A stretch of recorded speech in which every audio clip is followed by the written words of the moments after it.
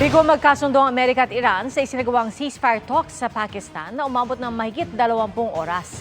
Ang kay US Vice President J.D. Vance, hindi tinanggap ng Iran ang mahiling ng Amerika, kabilang ang paghinto ng Iran na gumawa ng mga nuclear weapon, bagay na tinawag naman ng Iran na excessive.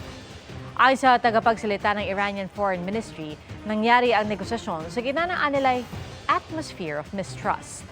Sa ngayon, may mga demando hinihingi ang Iran at kabilang dito ang pagkontrol nila sa Strait of Hormuz kung saan nais nila na mangolekta ng mga transit fees, bayad sa matinding pagkasira dahil sa gera at ceasefire sa rehiyon pati na sa Lebanon. Naunang nagbabala ang isang international foreign security analyst na kung sakaling mabigo ang negosasyon ng Iran at Amerika ay posibleng lumala ang gulo sa Middle East.